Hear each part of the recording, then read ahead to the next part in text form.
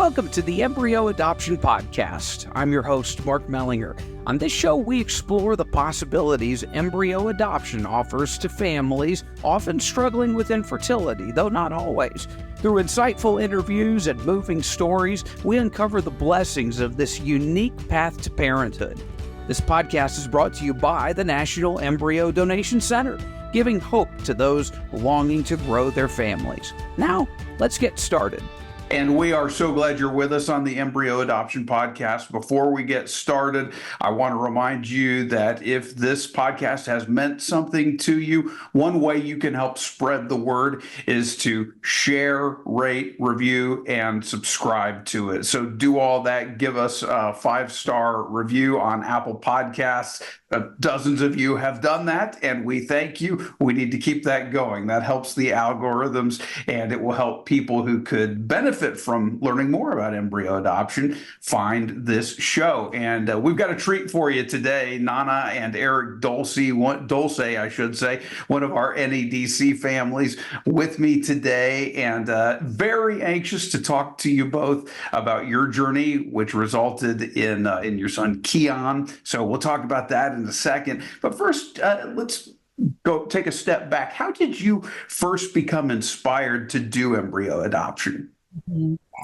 So I learned about embryo adoption through an article years and years ago. I read an article about a family that had come through the NEDC, and I believe they had adopted 2 embryos, but one split, and they ended up having 3 daughters.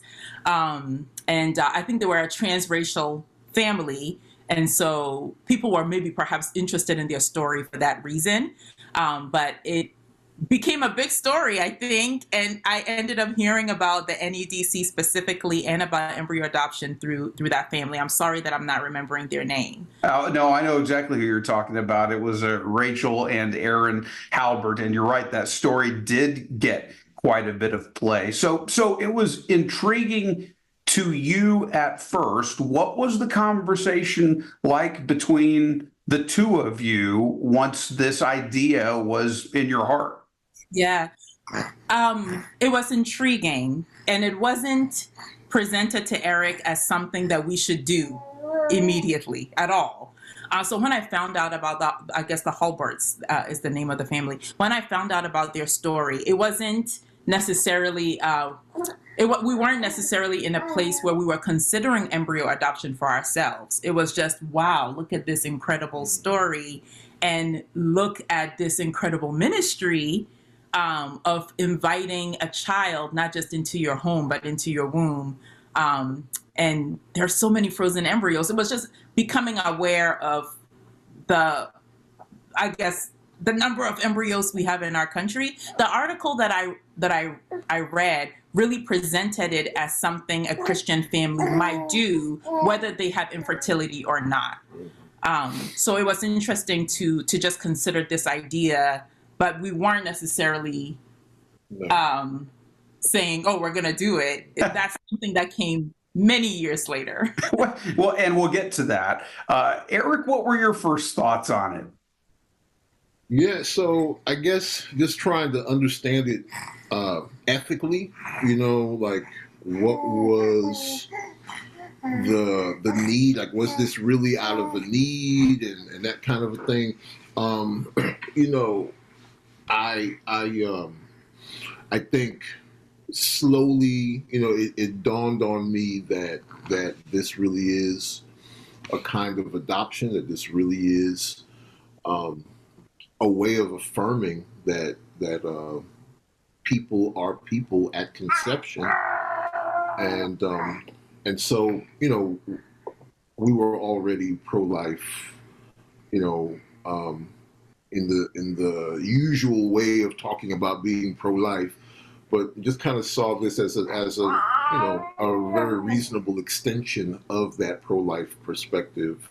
We believe every human's made in God's image, and these are little tiny humans, the smallest humans, and all of us started off the same way. So if there's a way to preserve their lives through adoption, then good for those people who are doing it.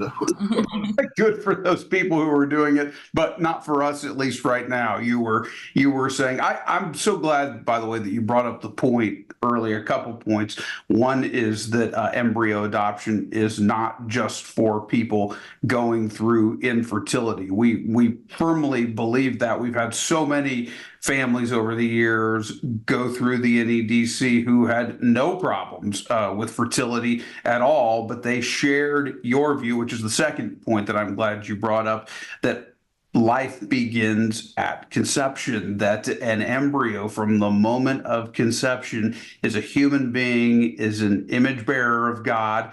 Those of you who are watching the video version of this have seen one of those image bearers, Keon, the happy ending to their NEDC story, in Eric's arms right now. So I'll ask them a question so you can get a look at him, because he's the real star of this show. So let's get to your larger story before you came to the NEDC, because you already have 3 older children. Talk about how God built your family. Absolutely. So we do have, so Keon came and completed our family as number 4. So we have 4 children now, but so Eric and I think we actually talked about adoption even before we were married. Yeah. But it wasn't something that we jumped into immediately. So after being married for about 3 years, we welcomed our first daughter. And then 2 years later, our second daughter joined our family. So we were a family of 4, and we had the desire and we had the capacity for more children, and prayed that God would give us more children, expecting that it would come naturally, just like the first two girls came. But we found ourselves dealing with secondary infertility. So secondary infertility is when a couple has already conceived naturally, and expects to be able to continue to do that, but they're just kind of not able to. And so ours was unexplained. We actually have a fantastic doctor who does natural fertility, and looked into why we weren't able to conceive, and really it was just kind of unexplained. We know sovereignly the Lord was going to bring children another way, but medically we just didn't know the reason. So for 10 years, we experienced secondary infertility, but just kept praying that God would open the womb naturally and bring us more children. It was sometime during the pandemic. I think I heard a sermon, or I was praying, but it just became clear to me that the child or the children God may bring to us may not come the way we're expecting. And so the conversation to adopt came back again. And so we started looking at our options. And we started looking at our options, spoke with a good friend of mine who's very into like the foster care system in this area and has adopted children herself. And the door opened for us to become a licensed foster care family. So we went through all the training, and we were matched with a sweet 3-week-old baby boy. 3 weeks and 3 days. 3 weeks and 3 days. So we picked him up from the hospital, and the point of foster care is reunification. You're working with the bio family, supporting and really praying that the end of the story would be a family that's rejoined and reunified. But in the case of our son, that could not happen. That wasn't possible for him. And so they did move the case from reunification to adoption. And he has been with us from 3 weeks and 3 days. So he's now 3 years old. He'll be 4. And we thought, okay, well, this is it. We have our 2 girls. We have our little boy. That's good. So what happened? Right. You thought this was it, right? Yeah. Well, I think that the desire and the capacity was still there. And then we also saw, because our daughters are 10 years older than our son, 10 at most 10 years older than our son. We saw there's this age gap, and we saw the benefit of our daughters growing up together. And we wanted we wanted that for our son. We wanted him to have a little, well, we didn't know it would be a brother, but we wanted him to have someone that he could grow up, a sibling that he could grow up with as well.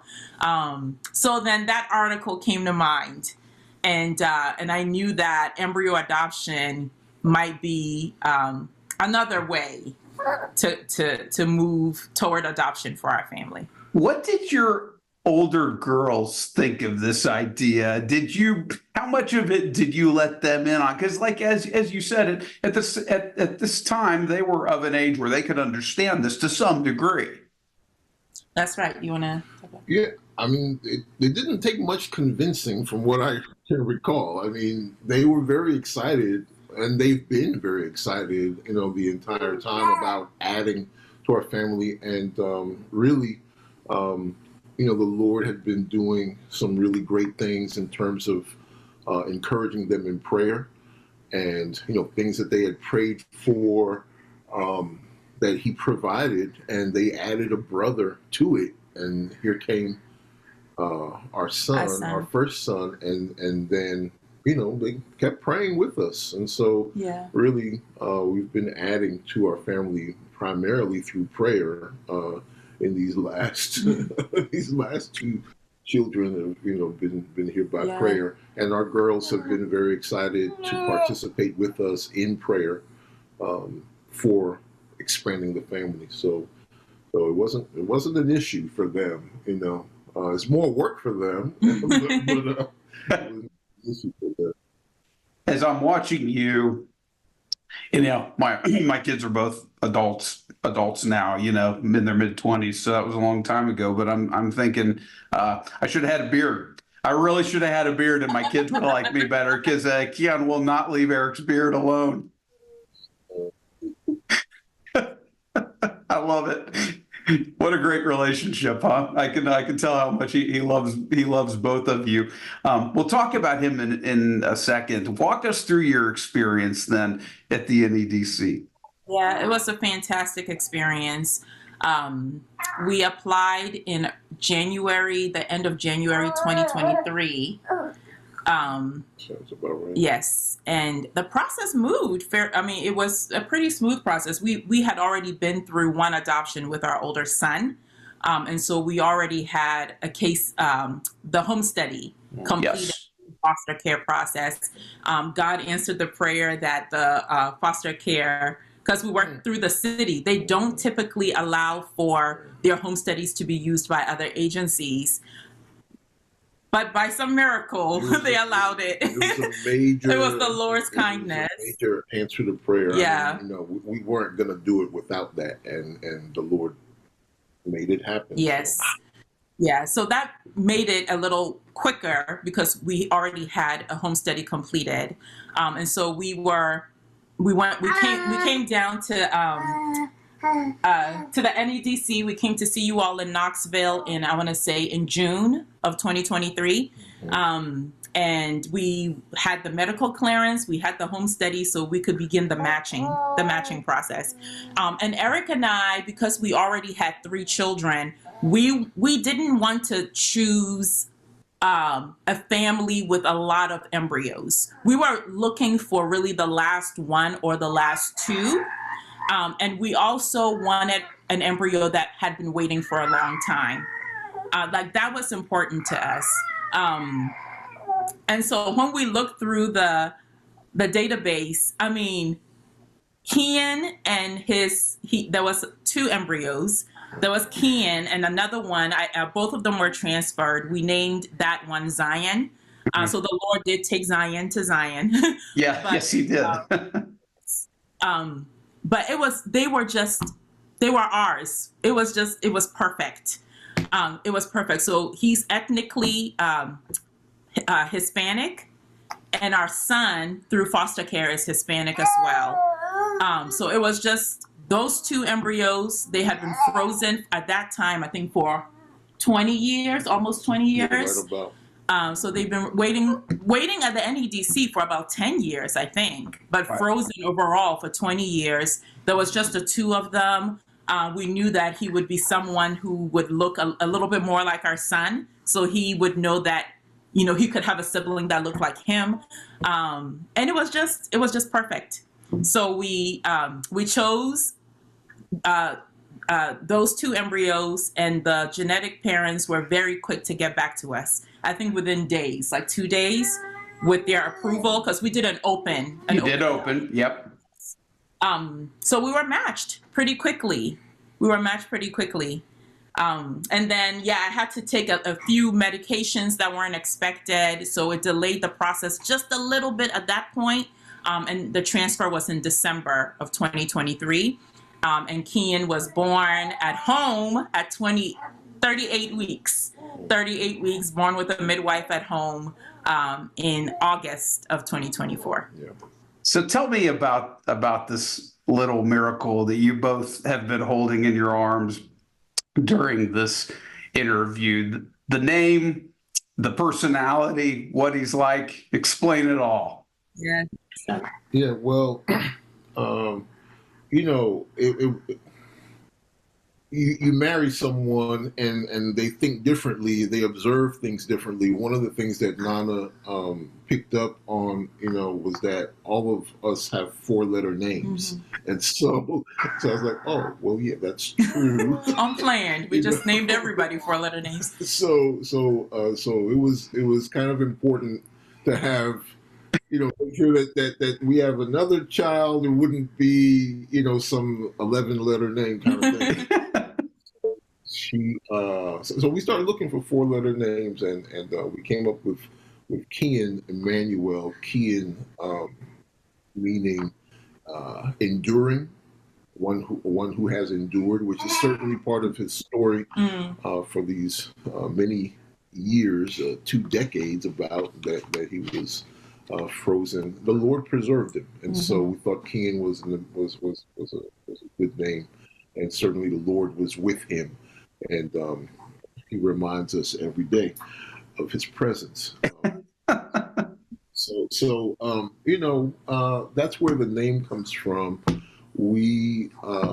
I mean, the boy is impressive. I say that because he has been just genuinely peaceful and, very happy. He's been very happy, his smiles have come in. He's been smiling for quite a while, and he's just cool. He's just a cool little boy, and he blends right in. He's been awesome. He's been so well behaved on this podcast. We've been talking for 20 minutes. You'd barely know he was there. Yeah. He's been a joy for all of us, and we were watching for possible signs of jealousy from our first son. Nothing close to that. Him. He loves him a lot, and I've been very affectionate, and now when he wakes up in the morning, it takes him a while to actually figure out what's going on.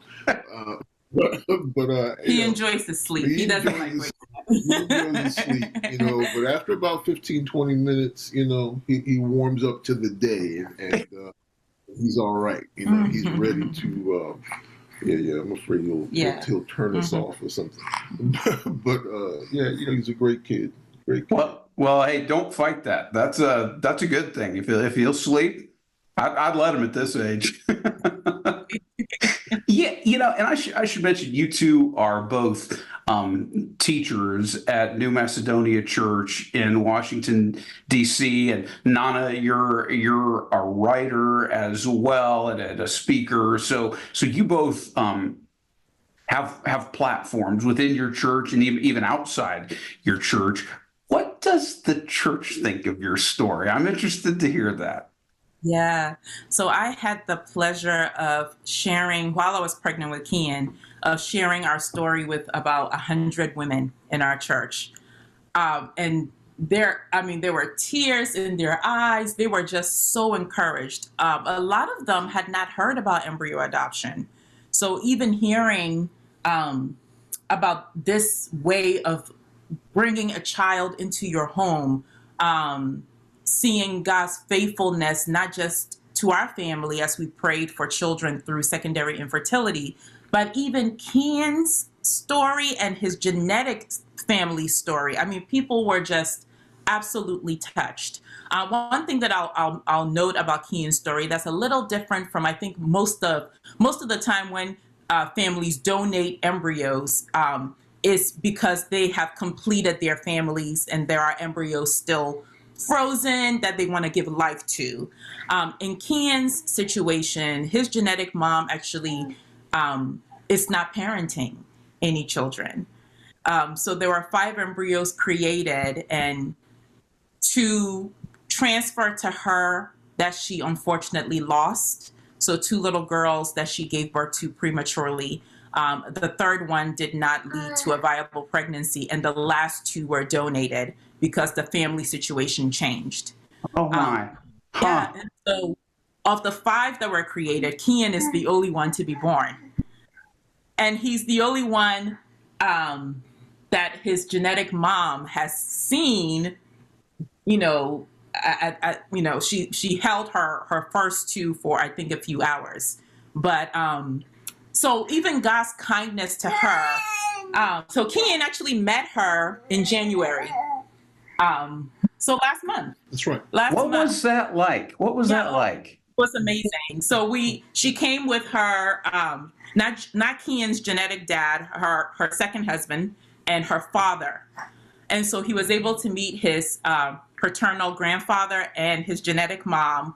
And it was, so God is writing a story, and we are so certain of that. We didn't write it. We didn't plan it. He is writing a story. This was not part of any idea that we ever had along the way. Yeah, so it's all him. Yeah. It's all him. Everyone we tell this story to is just, I think their first impulse is really just to give praise to God. Amen. Yes. Praise to God, and to just marvel at his work and marvel at his kindness, not just to us, not just to Keon, but even to his genetic family. And he's a huge book. I mean, what was that like when she saw him? Yeah, she held him and she said, "I've been waiting my whole life," is what she said. And she just wanted to hold him. She wanted to hold him, and she wanted her dad to enjoy him. So we love having the open relationship. I'm in touch with her every month with pictures. We've done some video calls as well. So we look forward to how the Lord will grow that relationship, and will build that connection.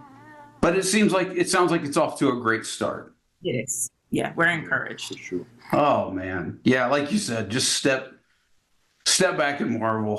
So the Lord's always doing great things. He doesn't always let us see behind the tapestry, right, this side of eternity, but sometimes he does. He gives us those windows into his grace, and those are so special. And you two have been so good at advocating for embryo adoption. You've had the chance to appear on Family Life Today a couple of times. What has that been like, sharing your story publicly in that form on national radio and podcast? Yeah, well, I mean, it's a lot like this conversation. I mean, it's just being transparent, a little bit open about what God has been doing in our family, and trying to help normalize it. If I can say, like, growing up, it was a big joke. Like this whole idea of embryos. We used to have this phraseology of a test tube baby. Right. Yeah, sure. And growing up, that was like a joking insult between friends and that kind of thing. Mm-hmm. And you grow up though, and you learn what the world is really like, and you find out that some of the things that you childishly and immature in the immature way talked about as something that was a trifle is actually something so precious. God's image is on this person, and I've just had a lot of time to reflect, on a lot of foolish talk, and I will say Keon is a very sweet rebuke, from the Lord. Very good learning experience, and I'm grateful that this is how I've been corrected and helped along the way. So just trying to help people understand, a little bit more, because I think it's still a very new idea, for a lot of people. Some people are a little nervous about it, or scared of it, or confused, but this is a real baby. Yeah. And like you said, we were all embryos. That's how we all started. You've given me a couple of potentially really good titles for this podcast, so I'll be interested to see which one I end up choosing. A Very Sweet Rebuke is a good one, and Enduring Almost 20 Years. That's another good one. So we'll see. I'll surprise myself, I guess. Let me end it here. Any advice you'd have for someone else who's considering embryo adoption as they consider maybe getting into this process? And it can be advice on how to make the decision, or if they've made the decision, something that you wish you had known going into the process, that you like to pass along to them. I would say, the main thing that prepared us was a lot of prayer. We prayed a lot. And so when we saw the Lord opening one door, closing others, it was very plain for us to see that this was the Lord's work. And so I would say to anybody, considering it, it's good to consider, and you have to, but it's far better and far more important to pray and to take your time in prayer. We didn't put we're putting 30 days before the Lord, and, we need an answer at or something like that. No, we just prayed, and we kept praying. And as the opportunity, occurred, the Lord made it plain for us and made it work for us. So, and he gave us the community, that we needed as well from our church and others who have been nothing but a blessing from him, really part of his answer to our prayers. Because, if you're praying for children, you're going to need a loving